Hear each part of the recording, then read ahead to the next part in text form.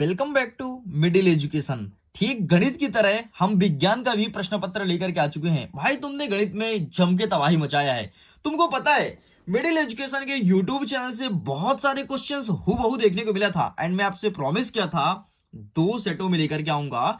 थोड़ी लेट आऊंगा लेकिन तबाही मचाऊंगा। देख भाई, इसका फुल सोल्यूशन मैं ऑलरेडी अपलोड कर दिया हूं जिसमें तुम्हारे रियल प्रश्न पत्र के आधे क्वेश्चंस 1/2 क्वेश्चन कंप्लीट। अब जो 1/2 क्वेश्चन बचे हैं, आधे क्वेश्चंस इस प्रैक्टिस पेपर में करा दूंगा। ठीक है, अब तुम्हारा पूरा का पूरा अगर तुमने 2 सेट को देख लिया डेफिनेटली एग्जाम में तबाही मचा दिया। तो देखो, समय हमारे पास कम है और कम समय में पूरे क्वेश्चंस को ये बहुत अच्छे से प्रिपेयर करना है, तुरंत याद करना है। तो हम वीडियो को शुरू करते हैं। वीडियो को शुरू करें उसके पहले आप देख लीजिए, यह एक प्रैक्टिस पेपर है। जिस प्रकार से मैंने 10th का प्रोवाइड कराया था उसी प्रकार से आपके सामने प्रस्तुत कर रहा हूं। लेकिन अगर इसे तुम अच्छे से पढ़ लिए तो समझो तुम अपने स्कूल के टॉपर बन गए। देखो यार, मेरा बताया हुआ संस्कृत में 45 नंबर का प्रश्न आया था। मैं झूठ नहीं बोलूंगा, ईमानदारी से। संस्कृत के बाद जब मैंने और एमपी बोर्ड के पैटर्न को समझा तो आज मेरा बताया हुआ 60 नंबर का प्रश्न गणित में देखने को मिला है। एंड मैं पक्का है, बात गारंटी के साथ कहता हूं, विज्ञान में भी अच्छे क्वेश्चंस देखने को मिलेगा। लेकिन अगर मैं संस्कृत के पहले की बात करूं तो हिंदी में मेरे बताया हुआ 10 नंबर का आया था। भाई ईमानदारी से बता रहा हूं, है ना। इसके बाद जो पेपर हुआ इंग्लिश का, उसमें जाकर के मेरा बताया हुआ 25 नंबर का आया। इस प्रकार बढ़ते बढ़ते बढ़ते गणित में हम 60 नंबर तक ले गए हैं। एंड विज्ञान में हमारा टारगेट है कि 70 नंबर का फिर भी पेपर मिडिल एजुकेशन के ही क्वेश्चन से आए। तो चलिए तैयार हो जाइए, विज्ञान विषय का स्टार्ट कर रहा हूं। टोटल नंबर ऑफ क्वेश्चंस की बात करूं तो 23 प्रश्न देखने को मिलेगा। समय मिलेगा 3 घंटे। एंड आपको पता है 75 नंबर का आपका प्रश्न पत्र रहेगा। यहां पर वेरियस प्रकार के इंस्ट्रक्शन मौजूद है। एंड मैं हमेशा बोलता हूं, निर्देश आपको ध्यान से पढ़ना चाहिए। तो पढ़ लो भाई, हिंदी और अंग्रेजी दोनों भाषा में है। जिस प्रकार से आपका प्रश्न पत्र दोनों भाषा में आएगा। इसमें भी निर्देश था कुछ इस प्रकार से, इसमें भी निर्देश है कुछ इस प्रकार से। तो चलो हम जूम करते हैं और आपका नजर प्रॉपर क्वेश्चन पर होना चाहिए। तो ये मैंने कर दिया जूम और आगे बढ़ते हैं। यहां से हमारा क्वेश्चन स्टार्ट होता है। प्रश्न क्रमांक 1 कह रहा है सही विकल्प चुनकर लिखो। इसमें पहला नंबर कहता है Fe2O3 प्लस 2Al, ये बनेगा हमारा Al2O3 प्लस 2Fe। तो ये किस प्रकार की अभिक्रिया है? ऑप्शन देखो, संयोजन है कि वियोजन है कि द्विविस्थापन या फिर विस्थापन है। तो इसका सही आंसर आपको लगाना है ऑप्शन नंबर आपको हो जाएगा दा विस्थापन अभिक्रिया। यह एक विस्थापन अभिक्रिया है। हमारा दूसरा नंबर कहता है कि खाद्य पदार्थ के डिब्बे पर जिंक के बजाय टिन का लेपन होता है, क्यों? है ना। तो ऑप्शन देखो कि टिन की अपेक्षा जिंक महंगा होता है, या टिन की अपेक्षा जिंक का गलनांक अधिक होता है, या तो अधिक अभिक्रियाशील होती है, कम अभिक्रियाशील होती है। तो इसका सही आंसर लगाएंगे कि टिन की अपेक्षा जिंक जो होती है वो अधिक अभिक्रियाशील होती है। आगे देखते हैं, तीसरा नंबर कहता है पायरुवेट के विखंडन से यह कार्बन डाइऑक्साइड जल तथा ऊर्जा देती है और यह क्रिया क्या कहलाती है? तो भाई साहब इसे कहते हैं माइटोकॉन्ड्रिया, अर्थात ऑप्शन नंबर बा आपका सही उत्तर हो जाएगा। नेक्स्ट देखो, मस्तिष्क उत्तरदायी है किसके लिए? सोचने के लिए कि समझने के लिए कि शरीर के संतुलन बनाने के लिए? उपरोक्त सभी। तो मस्तिष्क भाई सभी के लिए उत्तरदायी है। ठीक है। नेक्स्ट कहता है कि पराग कोष में होता है, क्या होता है भाई? बाह्य दल, अंडप या फिर परागण या फिर अंडाशय। तो इसका सही आंसर लगाओगे, पराग कोष में हमेशा परागण पाया जाता है। इस प्रकार से ये आपका सही उत्तर हो जाएगा। आगे बढ़ते हैं, पेज को पलटते हैं नेक्स्ट क्वेश्चन की तरफ। नेक्स्ट हमारा 6वां नंबर कहता है कि निम्नलिखित में से कौन सा पर्यावरण मित्र पर्यावरण व्यवहार कहलाते हैं? ठीक है। यहां पर देखो, बाजार जाते समय सामान को कपड़े के थैले में जाना चाहिए, बिल्कुल सही बात है भाई। कार्य समाप्त होने के बाद बल्ब और पंखे को बंद करना चाहिए, बिल्कुल सही है। ये नेक्स्ट कहता है कि माँ द्वारा स्कूटर से विद्यालय छोड़ने के बजाय विद्यालय पैदल जाना चाहिए, तो बिल्कुल सही है। इस प्रकार से हमने उपरोक्त सभी पर टिक करना है। आगे देख लो, इंग्लिश में अवेलेबल है भाई। इंग्लिश में सारे क्वेश्चंस को अच्छे से प्रिपेयर कर लो। ठीक है। ये टेक्स्ट तो समझ आ रहा है। फॉन्ट, ये फॉन्ट कंप्यूटर वाला फॉन्ट है। ठीक है। कंप्यूटराइज जो फॉन्ट होता है वो ऐसे ही होता है जो टाइपर टाइप करते हैं मशीन से। ठीक है। आगे बढ़ते हैं, प्रश्न क्रमांक 2 कह रहा है रिक्त स्थान की पूर्ति करो। पहला नंबर कहता है संगमरमर का रासायनिक सूत्र क्या होता है? गजब का प्रश्न पूछा है तो हम गजब को उत्तर बताएंगे। CaCO3, इसे कहते हैं संगमरमर। नेक्स्ट कहता है 2 या 2 से अधिक वस्तु का समांगी मिश्रण क्या कहलाता है? तो इसे भाई साहब विलयन कहते हैं। 2 या 2 से अधिक वस्तुओं का समांगी मिश्रण विलयन कहलाता है। नेक्स्ट कहता है कि संतृप्त हाइड्रोजन डैश डैश कहलाते हैं, तो एल्केन कहलाता है। तो यहां पर आपको एल्केन लिखना है। ठीक। आगे बढ़ते हैं। नेक्स्ट क्वेश्चन हमारा कह रहा है चौथा नंबर कि अंतः स्त्रावित ग्रंथियों से निकलने वाले रासायन का नाम क्या होता है। तो जो अंतः स्त्रावित से ग्रंथ निकलती हैं उस हार्मोन्स को हम उस रासायन को हम हार्मोन्स कहते हैं। तो यहां पर आपको हार्मोन्स लिख देना है, ठीक है, हार्मोन। नेक्स्ट कहता है हमारा पांचवा नंबर, मानव नेत्र में डैश डैश पुतली के साइज को नियंत्रित करती है। तो आयरिस जो होती है ना, आयरिस, यही आप ये कलर को निर्धारित करेगी कि आपको हरा दिखेगा, पीला दिखेगा, आयरिस डिसाइड करेगा। आयरिस आपकी पुतली साइज को निर्धारित करेगी। तो सब कुछ आयरिस ही होता है, तो यहां पर आयरिस लिखना है। नेक्स्ट हमारा छठवां नंबर कह रहा है यदि गोलीय दर्पण की वक्रता त्रिज्या 20 सेंटीमीटर है तो इसकी फोकस दूरी क्या होगी। तो जो वक्रता त्रिज्या उसकी आधी होगी, मतलब 10 सेंटीमीटर। लो, इस प्रकार से ये भी कंप्लीट होता है। इंग्लिश में अवेलेबल है, अगर आप इंग्लिश मीडियम के विद्यार्थी हो तो इंग्लिश में क्वेश्चंस को देखिए। आगे बढ़ते हैं प्रश्न क्रमांक 3। तीसरा नंबर कहता है सत्य और असत्य बताओ। इसमें हमारा पहला नंबर कहता है कि जिंक तथा लेड कॉपर की अपेक्षा क्या अधिक क्रियाशील होता है। तो बिल्कुल ये बात सत्य है, जिंक तथा लेड कॉपर के अपेक्षा अत्यधिक क्रियाशील होता है। बायोगैस एक संपीड़ित प्राकृतिक गैस मतलब सीएनजी का प्रमुख घटक एथेन है। तो बिल्कुल झूठ बोल रहा है, गलत नहीं है। नेक्स्ट कहता है वक्र की संरचनात्मक इकाई नेफ्रॉन है, बिल्कुल सही है।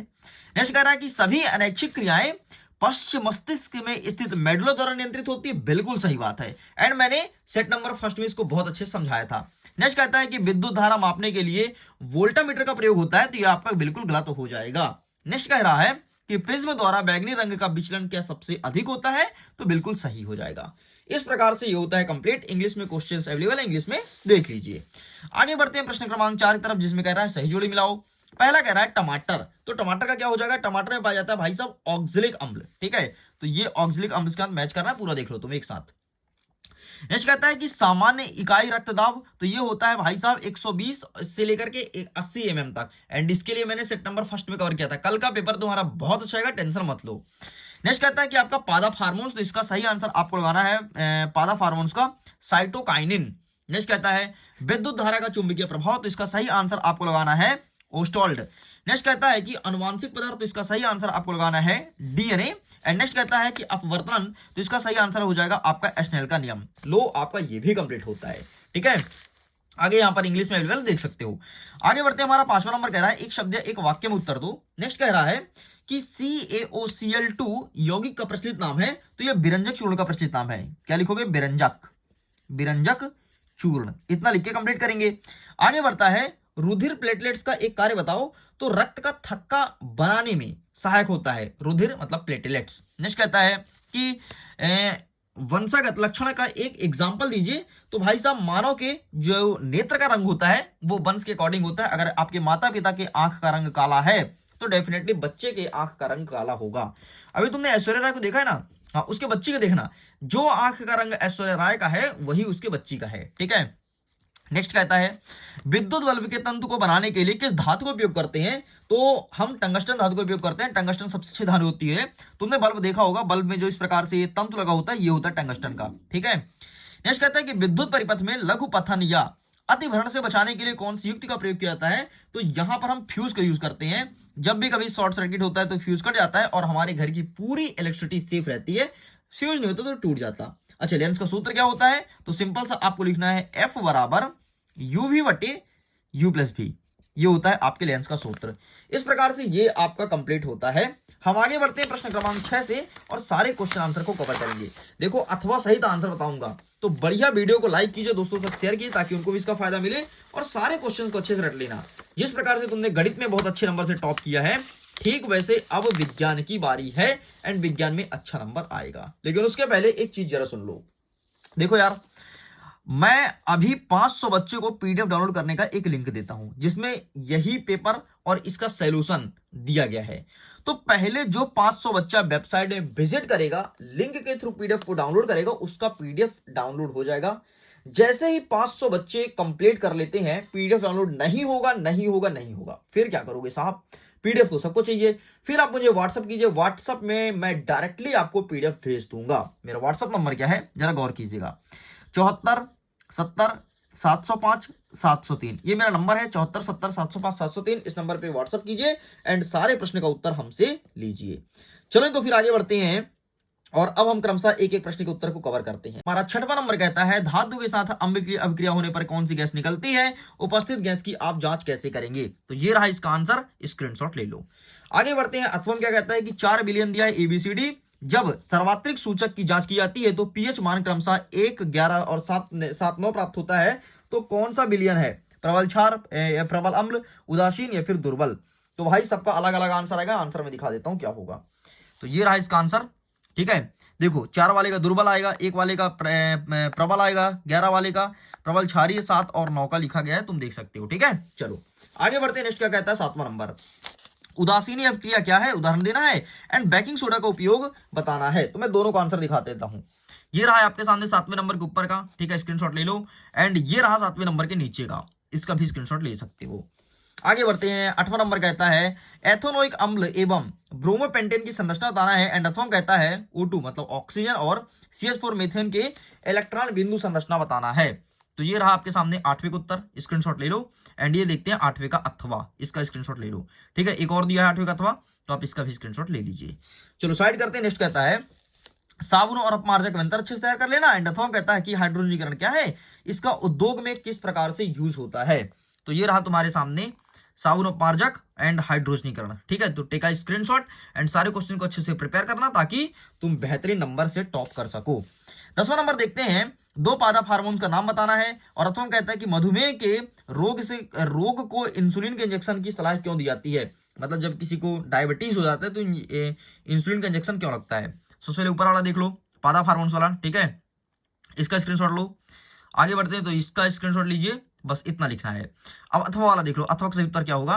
तो अथवा का उत्तर इस प्रकार से लिख के कंप्लीट करना है, ठीक है। चलो साइड करते हैं। नेक्स्ट कहता है 11 नंबर, विखंडन और बहुखंडन की इससे किस प्रकार भिन्न है? एंड अथवा कहता है कि कायिक प्रवर्धन क्या है? इसके 2 लाभ को बताइए। तो आइए देखते हैं विखंडन और द्विखंडन। अच्छा, विखंडन और द्विखंडन ना, वो द्विखंडन और बहुखंडन है, सही में बोला जाए तो। लेकिन हो गया छापने वाले छाप दिए, ये प्रिंट मिस्टेक है, ठीक है। एंड अथवा देख लो कायिक प्रवर्धन, ठीक, स्क्रीनशॉट ले लो फटाफट, ठीक। चलो आगे बढ़ते हैं। इसके 2 लाभ देख लो, लाभ तो मैंने दिखाया नहीं, ये रहा कायिक प्रवर्धन के लाभ। चलो आगे बढ़ते हैं। 12 नंबर कहता है कि विभिन्नता से उत्पन्न होने वाली सी स्पीशीज की अस्तित्व किस प्रकार बढ़ जाता है?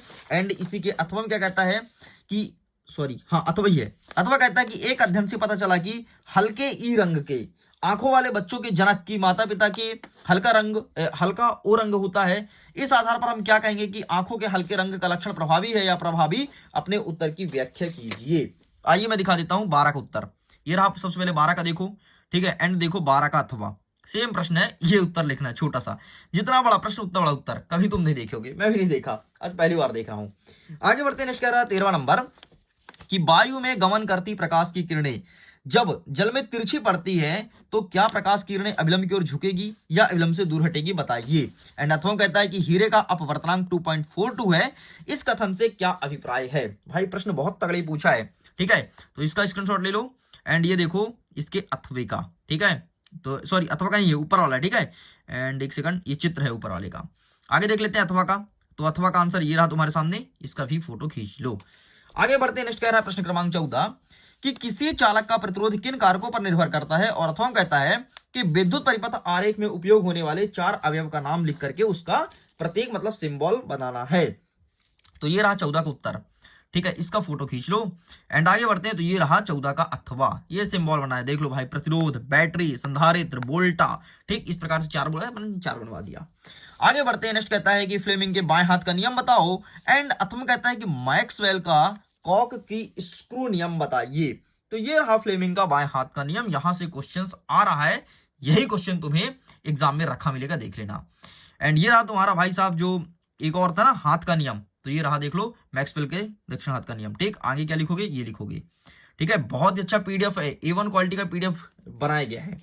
आगे देखते हैं। 16 नंबर कहता है कि किसी दिए गए क्षेत्र में चुंबकीय क्षेत्र एक समान है, इसे निरूपित करने के लिए आरेख खींचना है। एंड अथवा में कहता है कि किसी क्षण चुंबक के चारों ओर चुंबकीय क्षेत्र की रेखा खींचिए।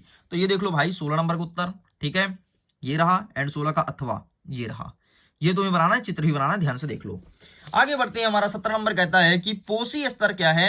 एक आहार श्रृंखला का उदाहरण दीजिए तथा इसे पोषी स्तर लिखिए। एंड अथवा कहता है कि जैव निम्नीकरण पदार्थ क्या है? उदाहरण सहित समझाइए, ठीक है। तो ये प्रश्न हमने दिखा दिया, अब हम दिखाते हैं इसका उत्तर। ये रहा है आपके सामने 17 का, ठीक है, ये रहा 17 के आगे का एंड ये देखिए 17 के अथवा का। ठीक है, चलो इस प्रकार से यहां तक होता है कंप्लीट। आगे बढ़ते हैं, प्रश्न क्रमांक 18 देखते हैं। 18 नंबर कहता है कि उभयधर्मी ऑक्साइड क्या है, दो उभयधर्मी ऑक्साइड बताना है। एंड अथवा कहता है कि मिश्र धातु क्या है, किन्हीं दो मिश्र धातु का नाम तथा उसका संगठक बताना है। तो आइए दिखाता हूं उभयधर्मी ऑक्साइड। ये रहा, इसका फोटो खींच लो एंड ये रहा अथवा। ठीक, तो इसका भी फोटो खींच लीजिए। आगे बढ़ते हैं, 19 नंबर कहता है कि हाइड्रा में मुकुलन को स्पष्ट कीजिए। एंड अथवा में कहता है कि पुष्प की अनुदैर्ध्य काट का नामांकित चित्र बनाइए। ठीक है, तो ये रहा है आपके सामने, इसका भी फोटो खींचिए। ठीक है, हाइड्रा का मुकुलन इस तरह के चित्र बनाना और पुष्प का अनुप्रस्थ काट ये रहा तुम्हारे सामने। आगे बढ़ते हैं, नेक्स्ट कहता है हमारा 20वां नंबर, मानव नेत्र का नामांकित चित्र बनाना है। एंड अथवा कहता है कि तारे क्यों टिमटिमाते हैं भाई, तारे क्यों टिमटिमाते हैं, तो पहले तुम्हारी आंख की चित्र बन जाए। ठीक है, ये रहा तुम्हारा आंख, ये बना देना। एंड तारे क्यों टिमटिमाते हैं, ये रहा तुम्हारे सामने आंसर। आगे बढ़ते हैं, नेक्स्ट कहता है प्रश्न क्रमांक 21। 21 कहता है निम्नलिखित अभिक्रिया के लिए संतुलित रासायनिक समीकरण लिखना है। हाइड्रोजन और क्लोरीन जोड़ेंगे तो ये बनेगा हाइड्रोजन क्लोराइड। नेक्स्ट कहता है सोडियम और जल जोड़ेंगे तो बनेगा sodium hydroxide plus hydrogen ion. और कैल्शियम और ऑक्साइड जोड़ेंगे, कैल्शियम ऑक्साइड के साथ जल का रिएक्शन करेंगे तो ये बनेगा कैल्शियम हाइड्रोक्साइड प्लस उष्मा बाहर निकलेगा। एंड कैल्शियम कार्बोनेट के साथ अगर हम उसको हीट देंगे तो ये बनेगा कैल्शियम ऑक्साइड एंड इसके बाद कार्बन डाइऑक्साइड बाहर निकलेगा। तो आइए हम दिखाते हैं इसका उत्तर, ये रहा, स्क्रीनशॉट ले लो। ठीक है, एंड आगे भी दिखा देता हूं, पूरा पूरा लेकर के आया हूं, ये रहा। ठीक, तो इसका भी फोटो खींच लो। आगे बढ़ते हैं, नेक्स्ट कहता है इसी के अथवा में कि उष्मा शोषी और उष्मा छेपी अभिक्रिया क्या है, प्रत्येक का एग्जाम्पल दीजिए। हमने दोनों सेट में कवर किया, मतलब समझ रहे हो ना भाई, कल के पेपर में रखा मिलेगा। आगे देखते हैं 22वां नंबर, धमनी और शिरा में अंतर बताओ कोई चार। और वायवीय और अवायवीय शोषण में, अच्छा सुनो, वायवीय अवायवीय के स्थान पर आक्सी और अनाक्सी लिखो ना, यही अंतर लिखना जो मैं भी दिखाऊंगा। भाई मैं डाउट क्लियर कर दिया। अगर तुम्हारे दूसरे सेट में जैसे सेट नंबर बी में आक्सी अनाक्सी लिखा है तो मुझे ये नहीं बोलना कि सर आया नहीं, भाई आएगा, 100% आएगा। ठीक है, तो ये रहा धमनी और ये रहा शिरा। ठीक है, आइए देखते हैं आक्सी या अनाक्सी या वायवीय या वायवीय, ये रहा, इसका भी स्क्रीनशॉट ले लो। आगे बढ़ते हैं अंतिम प्रश्न, प्रश्न क्रमांक 23। 23वां नंबर कहता है आयताकार कांच के गुटके का अपवर्तनांक का आरेख खींच करके अपवर्तनांक के 4 नियम लिखना है। एंड अथवा में कहता है लेंस की क्षमता क्या है, इसका मात्रक लिखिए। और अवतल दर्पण के 2 उपयोग हमें बताना है। आइए देखते हैं इसका सही उत्तर, ये रहा, पहले इसका फोटो खींच लो। एंड आगे देखते हैं नेक्स्ट, ये रहा आपके 23वें का ही, एंड ये रहा 23वें का अथवा। ठीक है, एंड थोड़ा सा और बचा है, ये रहा। इस प्रकार से स्टूडेंट्स मैंने सब कुछ कंप्लीट कर दिया है। वीडियो पसंद आए तो वीडियो को लाइक करिए, दोस्तों के साथ शेयर कीजिए। अगर पहली बार चैनल को सब्सक्राइब जरूर कीजिएगा। मिडिल एजुकेशन हमेशा तगड़ा कंटेंट लेकर के आता है ताकि आप अपने एग्जाम में बेहतरीन स्कोर गेन कर सकें। अब मैं उम्मीद करता हूं सेट नंबर 1 सेट नंबर 2 दोनों कवर हो गया होगा। अब तुम्हें टेंशन नहीं लेना है, गणित की तरह तुम विज्ञान में टॉप करने वाले हो। Okay, bye bye.